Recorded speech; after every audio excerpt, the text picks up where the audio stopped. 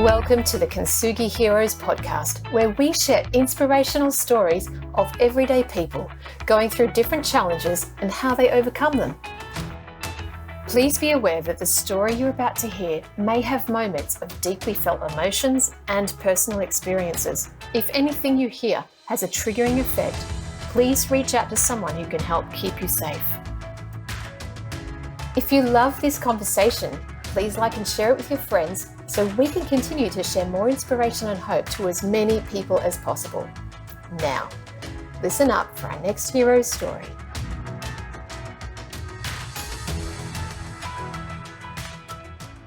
And in this episode, I meet with Shanice Green. What an inspirational young woman she is. Single mother of 2 children. She's lived with pain her whole life, lives in a wheelchair.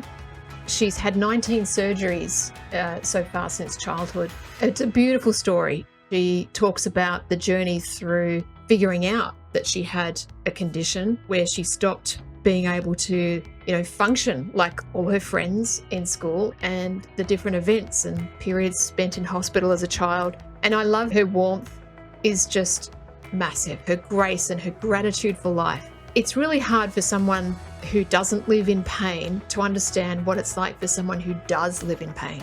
She never complains, and she does it all in a wheelchair. She now supports others and helps them to become better versions of themselves and overcome their limiting beliefs and those issues they may have as people in wheelchairs. She's truly a joy. She's inspirational. This one really touched me very, very deeply. And I think I might have even had a cry at the end. So I invite you to enjoy this one with Shanice Green.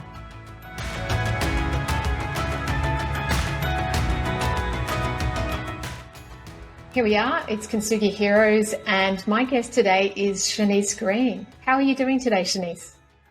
I'm really good, thank you. Good to hear. And thank you for joining me here on Kintsugi Heroes. It's a pleasure to have you here. Thank you for asking me to be on. You're welcome. And look, this is about your story, and I always want to honour and acknowledge the guests when they come in, because I know that often our stories are not easy to talk about. Sometimes they're hard to go through, and yet your bravery is big because you've shown up to tell the story and you want to give something back to others. And so just up front, I want to thank you for that. Thank you very much. You're welcome. All right. So let's get started, shall we? How about you take me back? Where does your story begin? Start from the beginning and then take us through. Thank you. My story starts when I was born. So basically, my mum didn't have a great labour with me. She reminds me most times that I took 3 days to come, and she was in a lot of pain, and she had a lot of she had failed forceps, failed ventouse. It just didn't go straight to plan, and I was her first child as well. So I'm very surprised that she ended up having more children afterwards because I may have put her off for life.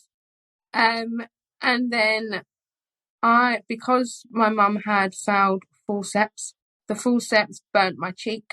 And basically it rubbed on my cheek and it made it very, very sore. So there was a burn on my cheek and I've got a dent in my head. And I was in special care for 3 to 6 days. 6 days I was in special care for. I came home, everything seemed fine.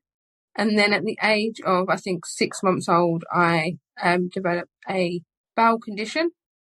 So I was under specialists, etc. And my parents noticed that I would go blue. So I would get mad and go blue and hold my breath. And every time I went to the doctors, they were like, well, it can't be happening because it's not happening right now. You can't be telling the truth. Whether it was the right thing to do or not, but I am grateful that he did that. My parents took me to A&E, which is accident and emergency, and my dad pinched me just so I would get hold my breath and go blue again. So they're like, oh, okay, yes, mate, yeah. So they all, rushed around and, to sort me out because they didn't believe it numerous times before. It's just a kind of running joke with my family now that my dad pinched me. And from there, I was under specialist for my bowel condition. Fast forward to when I was 6 now. So I've already started school. I was quite a clumsy child, my mum said. So, I would fall over thin air and I would always have bruises and cuts on me. That was just me. Actually, at the age of 5, my little sister was born as well. But it was just a typical life. I still had the bowel condition, still had issues with that, but I just lived my life normally. And then at the age of 6, I went into hospital for a washout for my bowel. So basically what that is, the tube up your nose, down your throat and into your stomach, just to clear you out. Which doesn't sound great. And especially at the age of 6, like, I didn't know what was going on. My mum actually had to hold me down, like pin me down on the bed for them to actually do it because I wasn't having any of it. So as you can imagine, as a parent, it must have been heartbreaking to know that you're distressing your child, but it's for basically the greater good. Do you know what I mean? It's for her best interest. So they did that. It was disgusting. They gave me some very nasty stuff to drink as well. And I still remember to this day what it tastes like. It just wasn't good. It wasn't good at all. So when I was ready to go home for them to discharge me, a nurse, I believe, said to my mum, why is her head over to one side? And my mum said, oh, I've always put it down to shyness. I was her first child. I was a pretty shy child anyway, even though I did get mad as a baby and then start going blue, but So then my mum said, yes, it's just down to shyness. And you need to remember, I was already under specialist. I was under specialist for my bowel. I was at school. No one ever asked. So clearly everything's fine then, right? The nurse asked, can I lift up the back of her top just to look at her back? Mum was like, it's absolutely fine. That was it. They lifted up the back of my top and noticed there was a curvature in my spine. From there, it just spiraled. It was like the first day of my life again.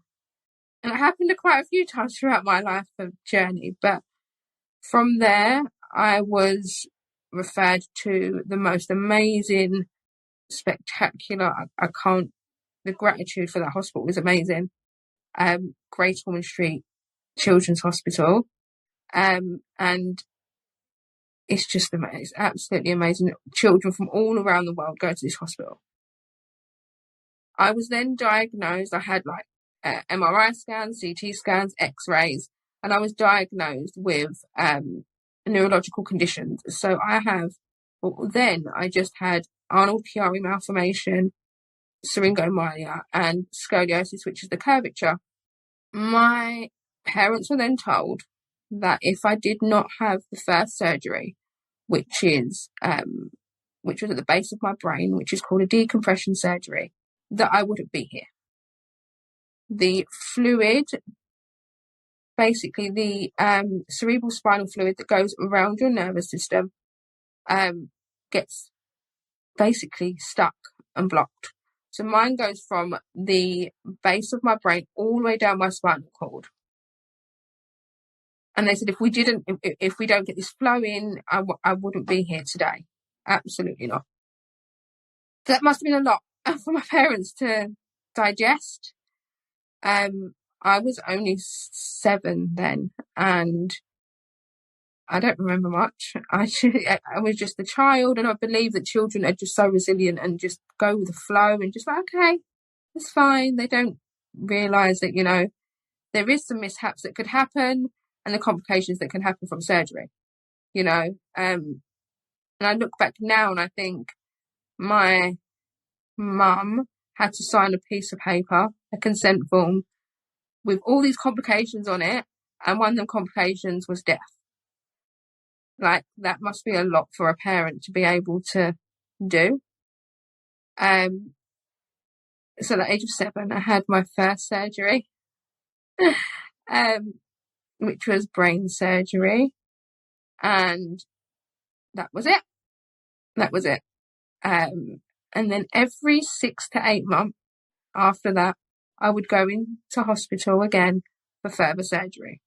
My next one was on my spine. So I have a pleural shunt, which is like a plastic tube that goes from the middle of my spine and goes all the way around into my lungs to drain off the fluid. But children grow, and it would get blocked, it would get dislodged. So I'd go back in again for them to take it out and put another one back in.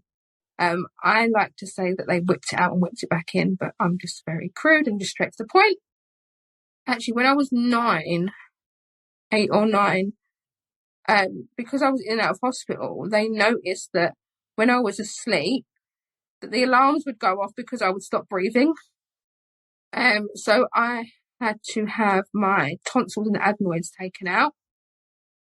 But because it's me and because I'm not straightforward, I end up having a blood clot. So I had to go back in again to take the blood clot out. So I was in hospital for a little bit longer. But it didn't actually solve it. I still stopped breathing. So actually I had 2 surgeries that wasn't actually, they needed in a sense, because it didn't make a difference. I still stopped breathing in my sleep when I was 10. I had an MRI scan in the August, I believe. It would have been just before I went on a family holiday, family vacation, in the UK. And we went there, everything was fine, had an amazing time, came home. I think it probably went on a Friday. We would have come home on a Saturday, and there was an answer machine message on the landline phone, and it basically said, Shanice needs to go in hospital for further surgery on the Tuesday.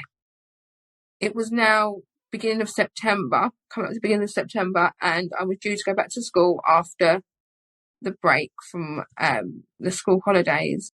My mum decided to send me to school on the Monday because she didn't want me to overthink. She just wanted everything to be normal.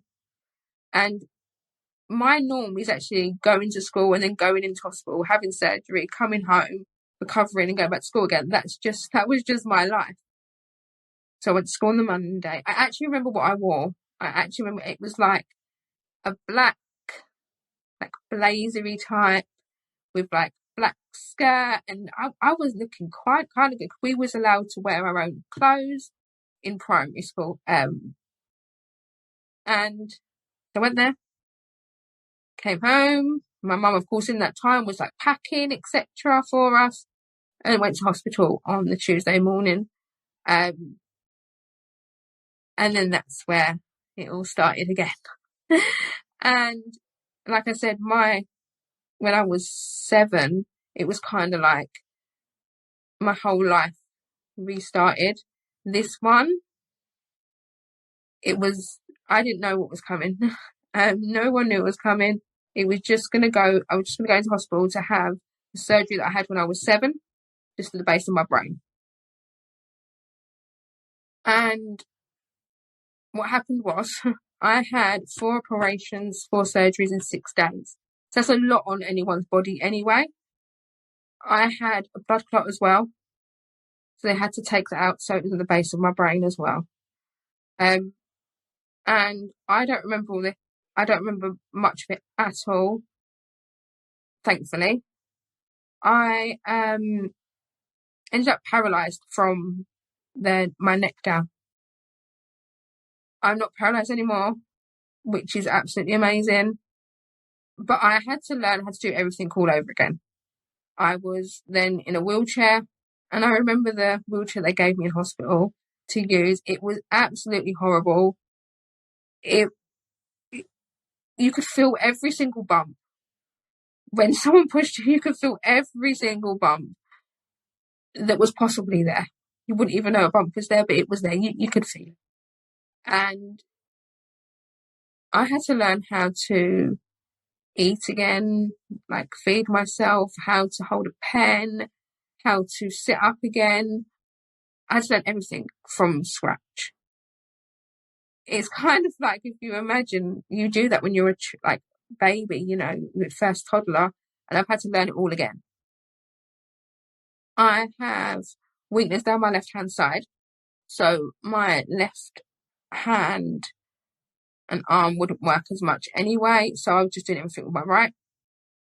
And I remember when I first learnt to sit up on my own, and my mum cried like an absolute baby. It was, I remember that. That's one part I do remember. But it was very lonely. It was very lonely, you know. Thankfully, I had my mum with me. My dad and my granddad and my sister would come and see me every single Saturday. Get on 3 buses to come to see me. My granddad had a walking stick, and yeah, he would make sure he would come and see me. He was in pain 24/7, but he still made sure he'd come to see his baby. And that's what pushed me along. That I had something to look forward to at the weekend. I would see them, just be normal, you know, just get away from the reality that I was in at this present moment. You know, the nurses and the doctors were lovely, even down to the person that gave me my food. His name was Wilson, and I still remember that. And he used to give me extra food because I think I was his favourite. I was in that hospital for 3 months. And then they said, there's still work for you to do, but we can't give it to you. So you need to go to a rehabilitation hospital. Also in this time, my house that I was living in wasn't accessible for me. So in that time, my mum had to make phone calls and go back to where we was living and find somewhere for me to live, basically. So in them 3 months, it was just crazy. And they said, we will not allow you to go home until we know this is where you're going to be. This is safe for you to live. So I went to the rehabilitation hospital, which was roughly about 2 hours away from where my family are. And it wasn't as easy to get to, so they couldn't come to see me. I was in this hospital for 2 months because it was over Christmas. They actually allowed me home for Christmas, which was amazing. I was allowed home because thankfully, a couple of weeks beforehand, my mum found us a place for us to live, and my dad and my sister already moved in. It wasn't, of course, the most amazing Christmas because everything was still needed to be sorted in the house, and I've literally just come home out of hospital. I just want to rest. I just want to relax. I just want to have normal time. So Christmas wasn't amazing, but it was so good to be home. Like, so good to be home. Listen to my sister's craziness, just the normal stuff, you know. So I'm very, very grateful that they did this, because that hospital was a completely different game to where I was before. When I was in Great Ormond Street Hospital, I had my own room, I had my own bathroom. It was just amazing. Whereas where I was then in the rehabilitation hospital, there was roughly probably about 12 to 16 beds all in one room. There was like maybe 2 feet between each bed. There wasn't much there, so it was kind of confined, you know, and I didn't know who anyone was. Thankfully, there was a girl that was in the bed next to me, and she was lovely. We kind of got along really well. We was the same age. I think there's literally like months between us, you know. But my mum couldn't stay with me in the actual room because, of course, there was no room. So they had like accommodation for parents that was like on the campus, but nowhere near me. So that was difficult for me as well. So not only did I not know where I was, I didn't really know the nurses. I didn't know anything really. And now my mum's not allowed to stay in the same room as me, so she'll stay until a certain time while I settle before bed, and then go and come back in the morning. And every day I would have occupational therapy and physiotherapy. It was literally only 1 hour each. So between them, there was nothing to do throughout the day. They did have schooling at that hospital. It wasn't as good as the previous hospital at all. And I grew up a lot there. I felt that in them 2 months, as much as from the age of, say, 6, 7, I had to grow up rapidly. This was a whole different thing. I went from, at 6 and 7, I had to grow up to maybe a teenage years mentally. But when I went to the rehabilitation hospital, it's like I had to be an adult. I had to do everything. I had to grow up very, very quickly in that time. And then, thankfully, they got me to a stage where I was allowed to go home. So I could stand holding bars, and I was trying to take steps. And then I went home, which was amazing. The 28th of January, I remember that date all the time. It was just amazing. I didn't get home until late, actually, because the ambulance service couldn't find my home. It was just a little bit more fun. And then in the March, I went back to school.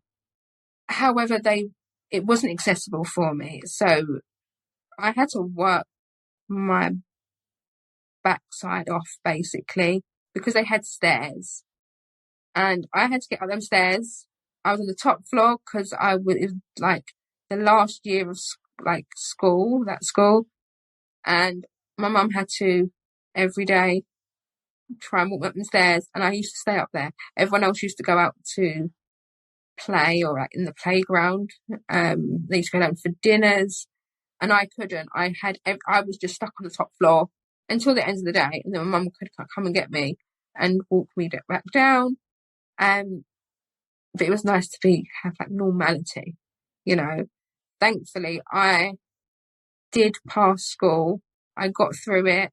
The only thing I didn't do, and I actually remember this, was my science, because I had hospital that day, so I didn't actually have an exam or test on science. I remember that was the Monday. Quite crazy what you remember after all this time. And then I went to secondary school, which we call secondary school. I think you call it high school. And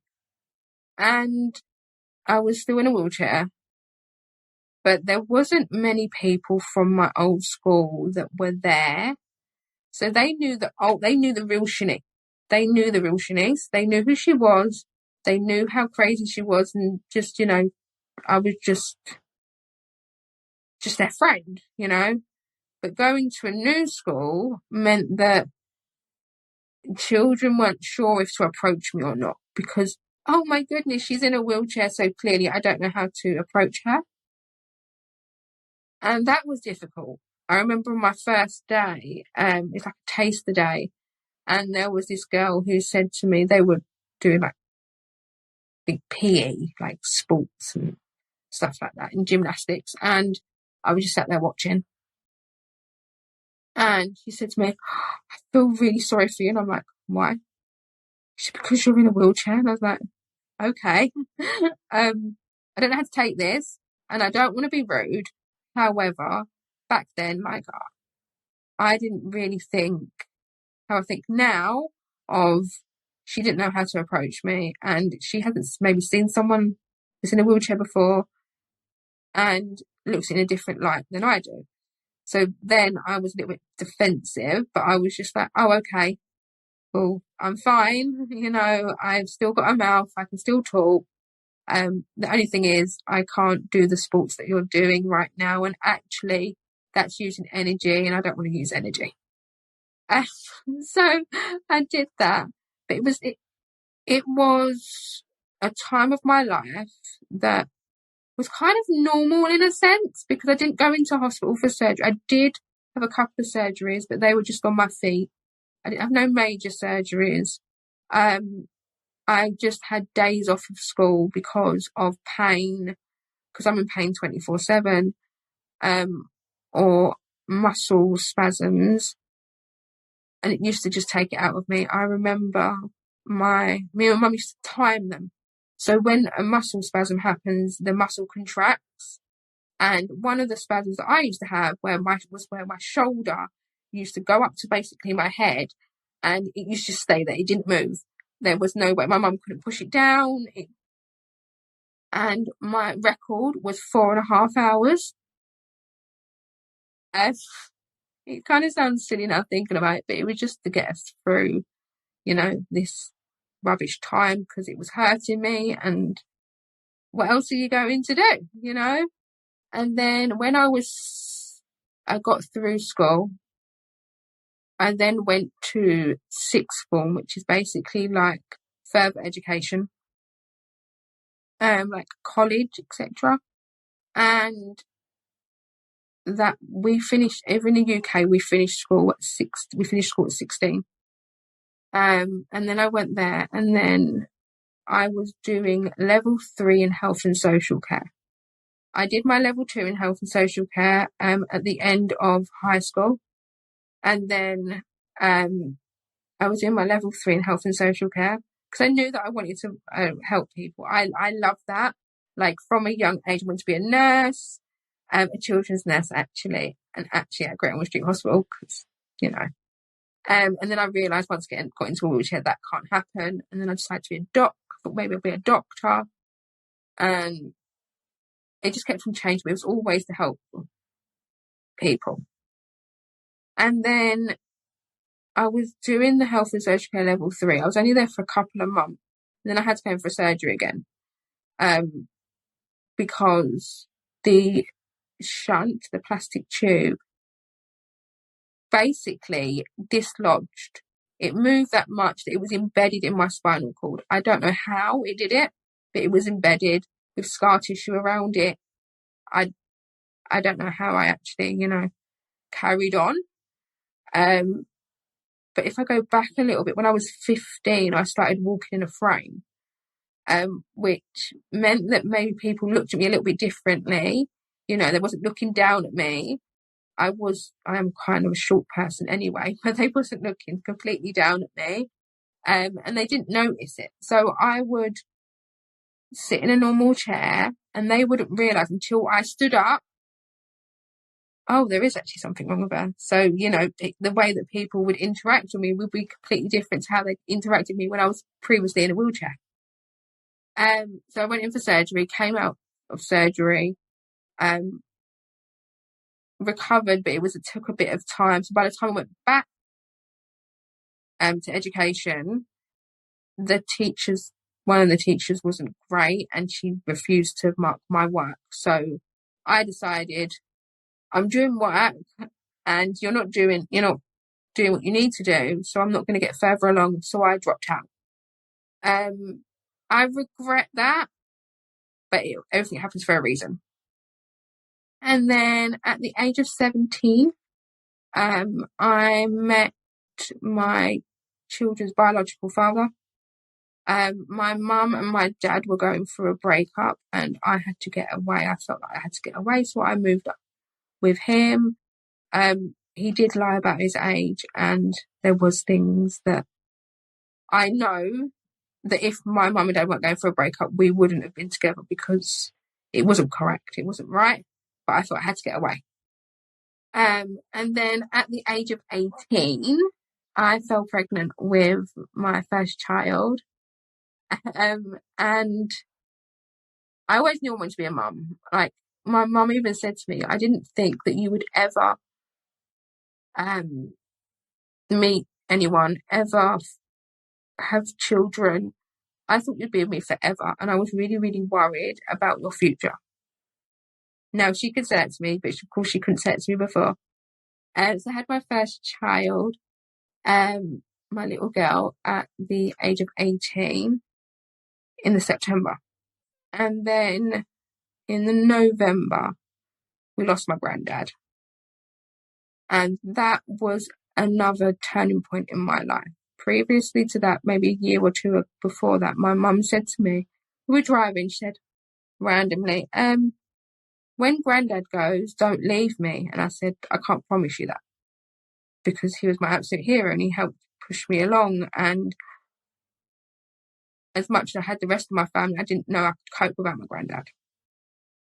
So I truly believe he waited until my little girl was born. It was hard and it was tough.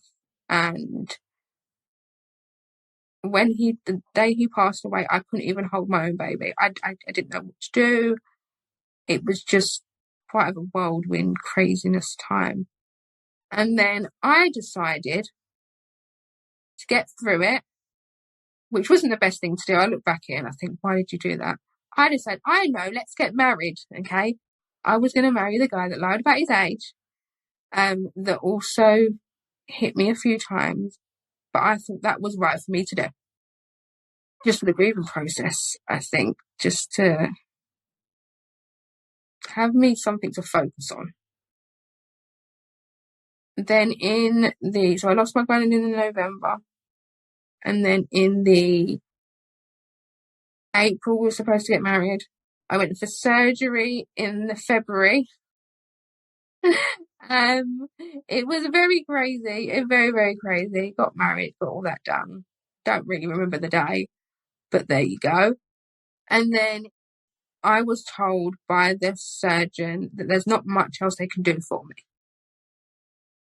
That was the day that I knew something had to change. I felt this, I don't even know, like rocket up my backside, fire inside me, and it was a lot for my family to take. And I was just like, I need to do something. I need to do something. In 2014, I had my son. The pregnancy was absolutely horrible. They wanted to operate on me during pregnancy. I thought I was going to lose him a few times. I had like a 2-week period where I couldn't eat at all. I found out I had another neurological condition and I couldn't actually swallow. It was a very hard time in my life. When I was told that, I was just like, okay, my plan, okay, I already know that my neurological conditions, I could not wake up the next day. Now this is getting deeper. So I need to make sure my children are financially stable when I do go. That was just my aim.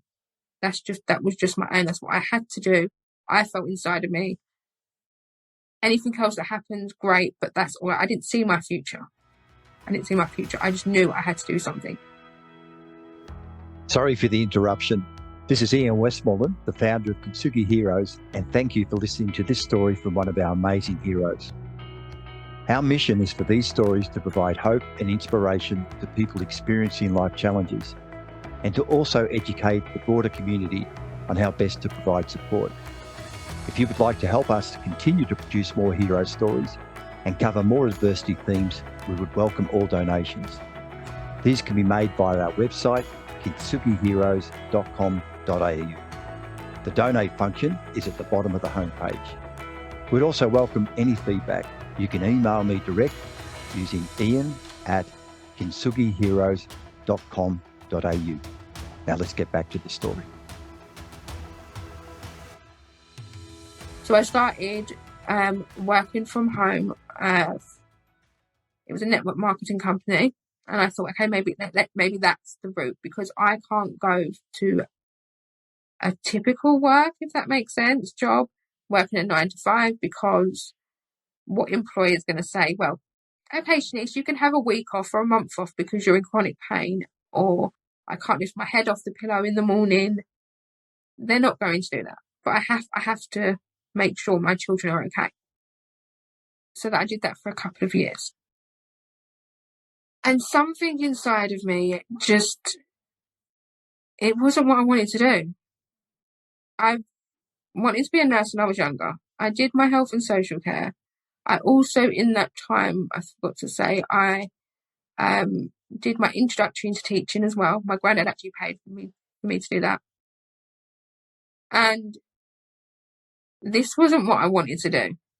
It it helped, pay the bills, but it didn't feel right to me. It didn't. And there was a lot of people that I now look at inspiration. I didn't then. I was like, this is just my story, that used to come to, oh, Shanice, how do you deal with this? They knew that I was in chronic pain and I still pushed on and I still carried on. How do you carry on? How do you keep on doing this, And I used to, message them back and tell them and help them along. And that was just my life, That was just my life. Why do you feel inspired by my life? It's just normal to me. Just after I had my son, actually. No, just before I had my son. So he was due in the June of 2014. In the April, I moved closer to my mum, which was just a godsend. And then I had him in the June. It was actually quite crazy because I moved in the middle of April. 2 weeks after that, I was having contractions that were hitting 100 on the machine. I didn't feel them because I'm in pain 24/7. I just felt a little bit of a twinge. So it was crazy time. In and out of hospital, it was crazy times. But when you have a higher pain threshold, you don't seem to notice that. Like, I laughed through my contractions with my daughter. I didn't really feel it. So if I fast track to 2018, I believe, I had a call from a spinal cord injury association. And they just check up on you. How are you doing? What's going on? This man I've never spoken to before, so he wanted to know about my life story, etc. And of course, mine starts from birth. And he said to me, have you ever thought about becoming a life coach? And I said, absolutely not. Why would you? Why? Just why? And then he said, have you ever thought about writing your own book? And I said, no. I don't actually know what this man's on.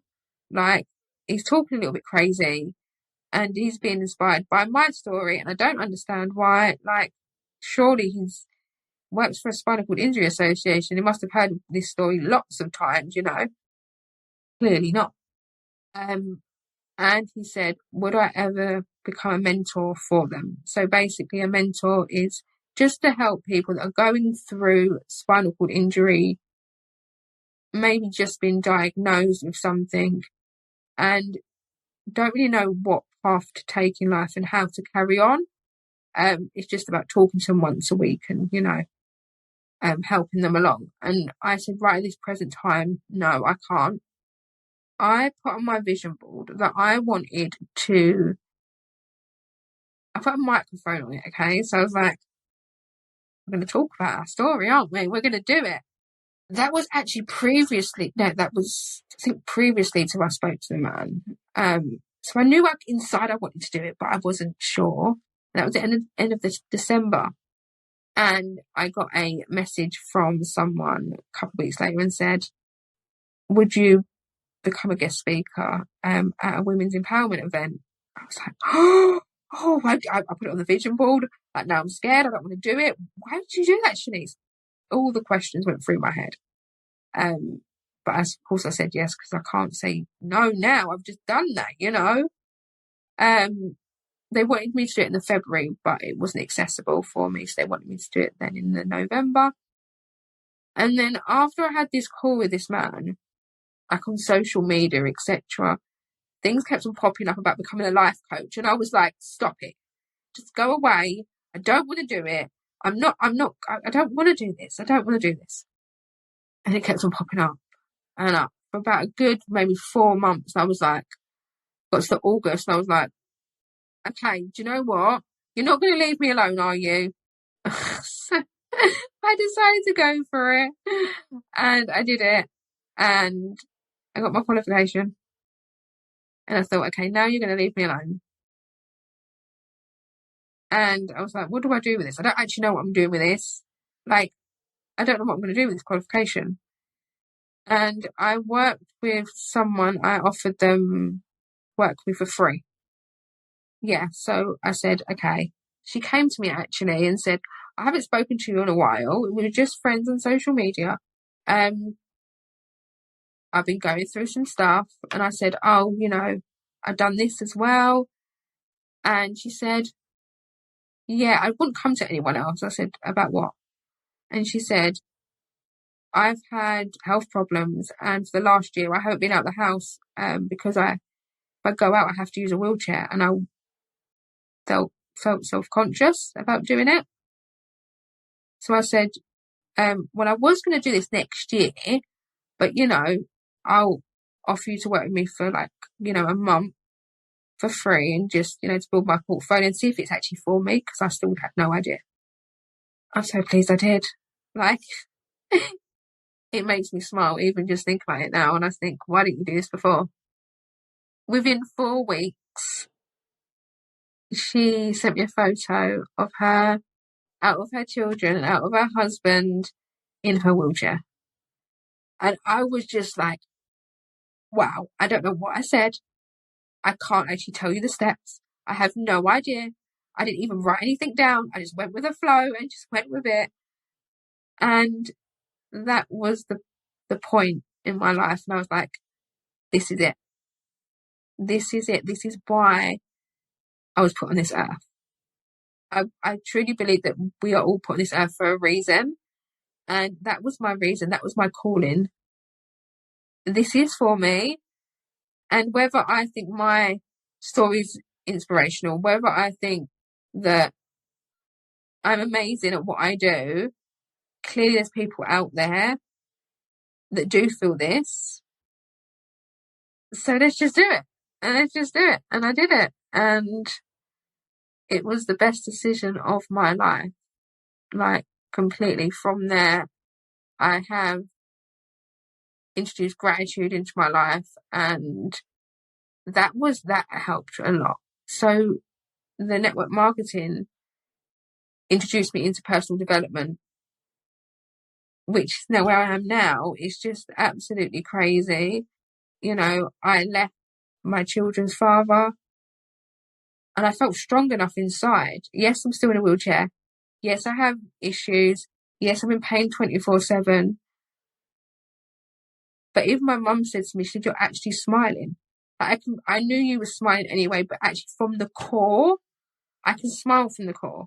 I know I'm happy. I can see my future, before I couldn't. Before, my aim was just to make sure my children had stuff, and that was it. Whereas now,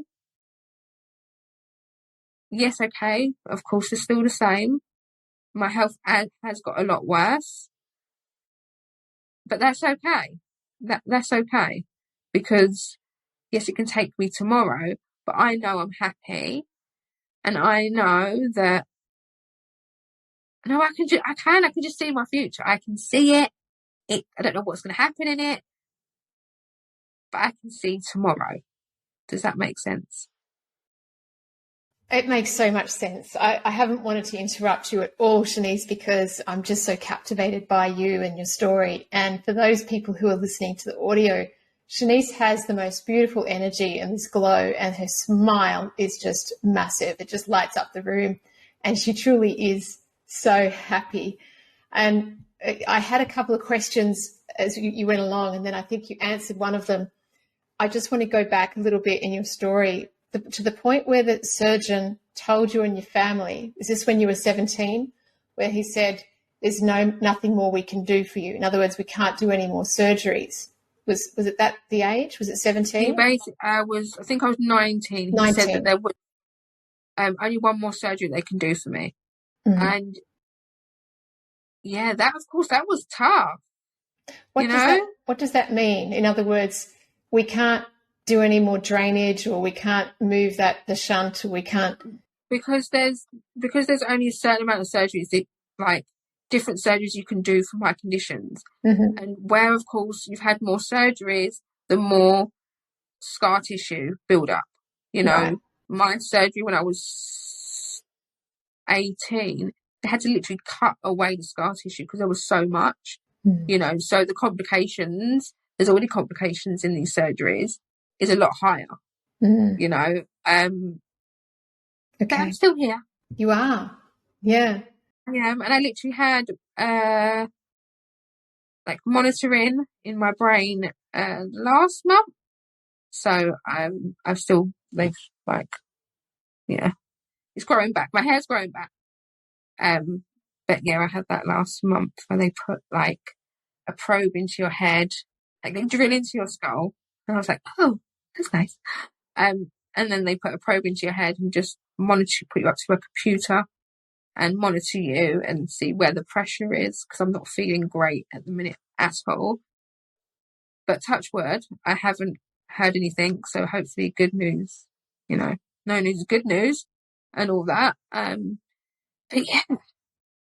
Tell me, throughout all of this, I guess from the age of 10, when you ended up, paralyzed, having to relearn how to function, did you ever feel depressed? Did you ever hit depression throughout the journey? I was roughly probably about 14, 15 when I was diagnosed with depression. And I'm the type of person, because of my upbringing, it's because of my upbringing, we are just taught to fight. You just carry on, you fight, you don't really cry, you just get it done. Just get it done. You can cry a little bit, but not much. There's a cut-off point. And looking back at that now, actually, I don't do that with my children. They can say, want to cry, they can cry. But that was just the way that it pushed me through. And I actually don't think it was a bad way to do it with me personally, because then I would have maybe felt sorry for myself in a kind of way. Going through surgeries, I had to focus. And it's the only way that my mum knew how to push me along. Mm-hmm. We all parent differently, and that's just it. But no, I think I was about 14, 15 when I hit depression. And they said to me, we can give you medications. I maybe took it for maybe like not even that long, a couple of months. And I said, no, I'm not doing it anymore. I'm going to do it myself. And looking back at it now, that was my mindset. My mindset pushed me through. If I didn't have my mindset, wasn't maybe as high as it was, even though I felt it wasn't, I wouldn't have been able to get through going through depression and not really wanting to be here in a sense. But I was like, you're selfish if you want to leave this earth and leave everyone behind. That's not right. And that's what pushed me through, whether it's the right way to do it or not. But that's what got me through it. And I do have days where I can feel it coming, and like the anxieties and stuff like that. But I'm in such a better place now, such a better place. How pivotal was becoming a mum to your life and I guess putting you on a completely new trajectory and mindset path? Oh, I think, of course I don't know, but if I didn't become a mum, I don't think I would be here now. Going through pain 24/7 to the point of not being able to get out of bed and not knowing how tomorrow is going to be, if you're going to be able to function or not be able to eat or drink.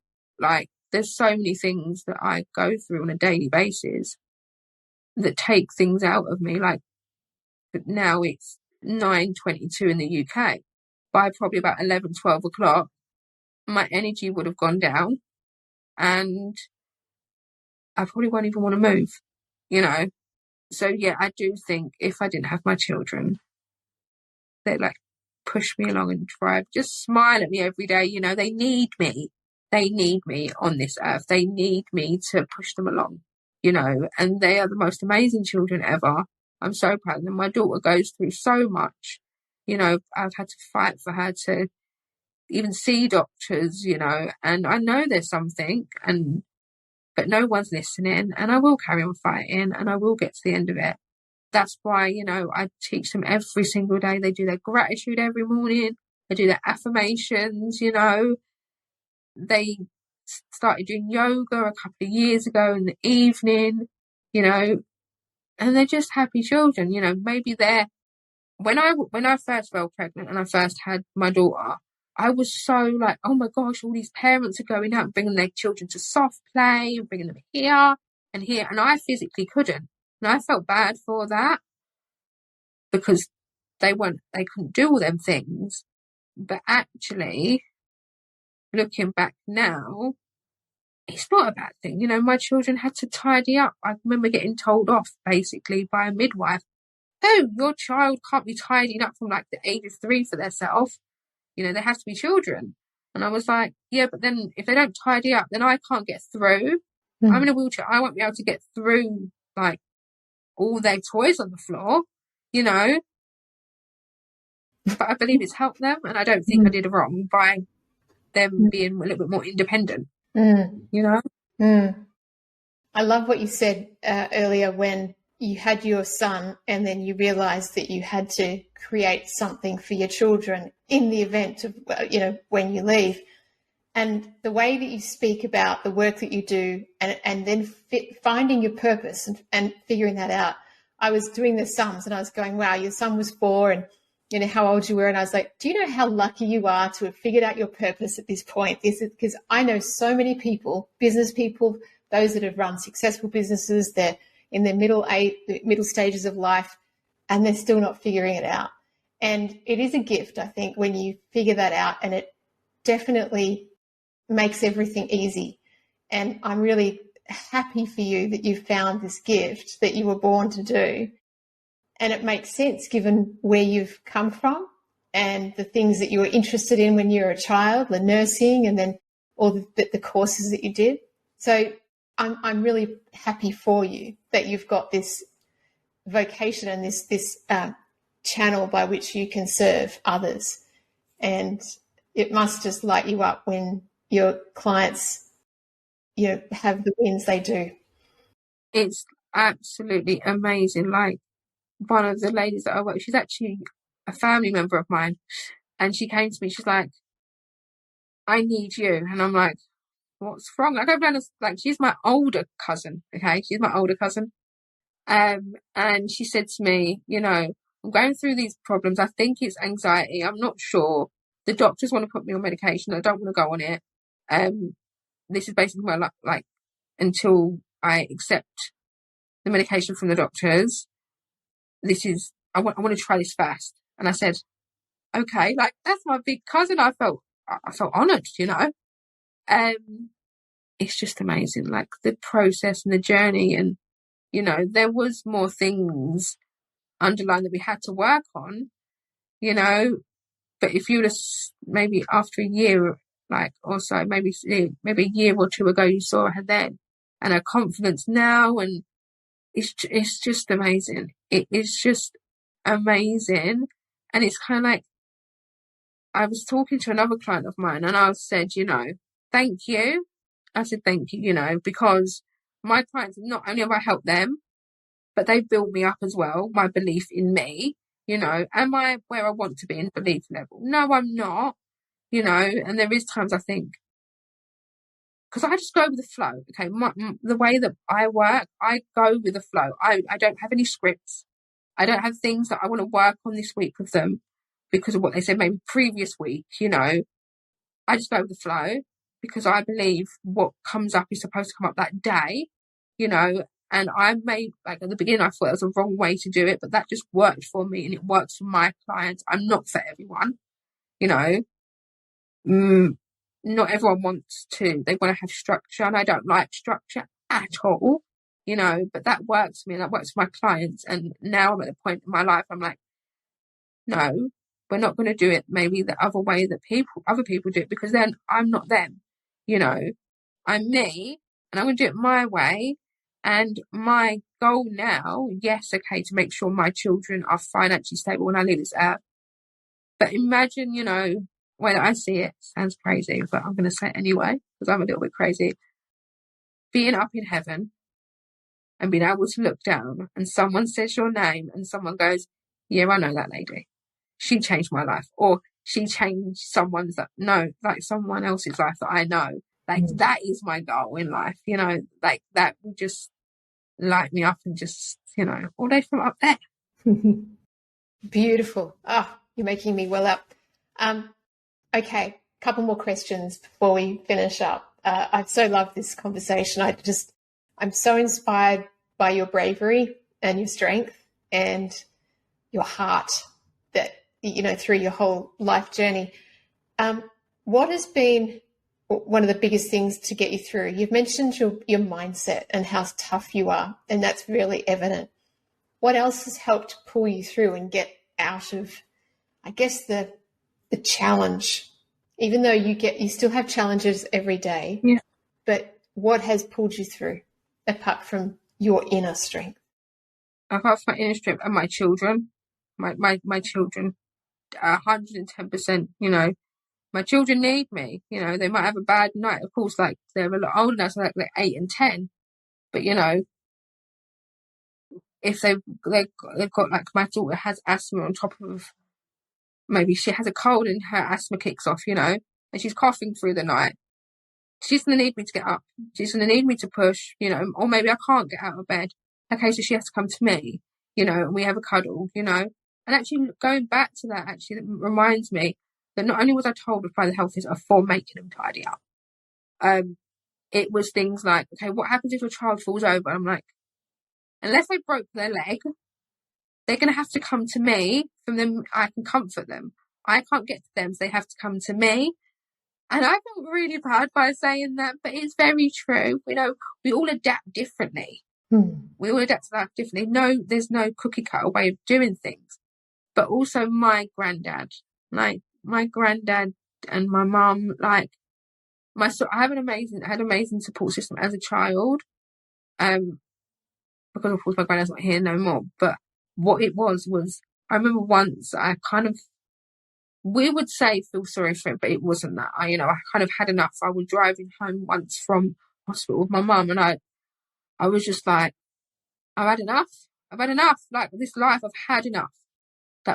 And my mum said to me, she actually called me my full name. I won't say my middle names, but she said my full name, and she said, Granddad's watching you, you know that, right?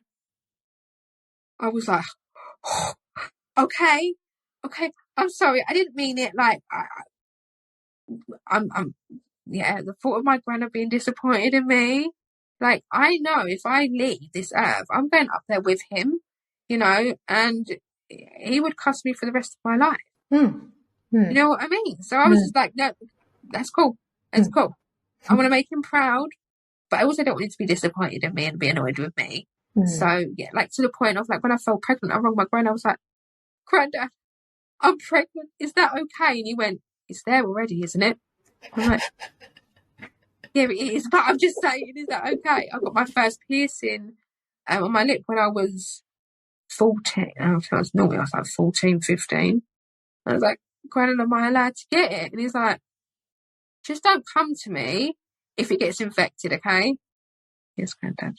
Yes, Granddad. Like, I wouldn't do anything without my granddad's permission. Like, it's quite funny how it is. Like, he's like on this pedestal, like my king. And it's like, if he don't want me to do something, I won't do it. I wouldn't do it. So, yeah, no, like, my thought of, and even my mum, like, I would hate my mum to be disappointed in me. Like, absolutely. She says to me all the time, you're my inspiration, you carry on like you always have been. And I'm like, I'm just your child, I didn't see that. I was like, why? You pushed me along and I've pushed you along. I believe that she become a stronger person because of all the things that I had to go through. But no, I think with other people, like some people, they look at like celebrities and stuff like that. I don't look at celebrities. I don't think, oh my gosh, I wish I was like, I don't know. As long as I make my family happy, and then I'm all good. As long as I have my family, I don't need the lavish things. I would love that. I'm not gonna lie. I'd probably being able to treat my family. If I bring that back to, treating my family and stuff like that. But as long as I'm blessed. I'm blessed and I'm very lucky because there's people out there that don't have the support system that I have, But no, that's what keeps me going. It's so beautiful. So I'm so happy that you've had such an amazing family and support system, and the hospital you went to and all those experiences. Like, you've clearly learnt from them all good or bad, they've made you a stronger person. And I love the way that you're just so happy and smiling, and you're living on purpose. You know, you're able to give back and help others who are going through similar things or similar challenges, and in different ways. It's beautiful. You're an amazing person. Let me say that, okay? I'm not very good at taking compliments, but I'll say thank you. All right, my last question for you. If there is someone listening to this who is going through anything or that is similar to any part of your story, is there something you'd like to say to them? I actually want to say this to everyone, you know, whether I inspire you or not, nobody is perfect, but you are perfectly yourself. Nobody can do you better than you. You know, there's people out there, you know, that have that are inspired by you, or maybe, you know, you have the green-eyed monster in them, you know, and they want to be just like you, but they can't be you. You know, you are you. And whether you look at other people and think, oh my gosh, I wish I had them. You don't actually wish you had their life.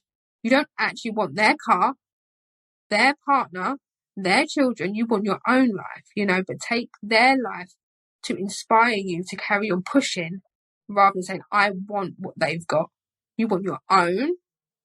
You want your own things, you know. But no, nobody is perfect, but you are perfectly yourself, just the way you are. As long as you're happy in yourself, it's all good. All good. Thank you. What a lovely way to finish up. And I wish you a blessed, magical day.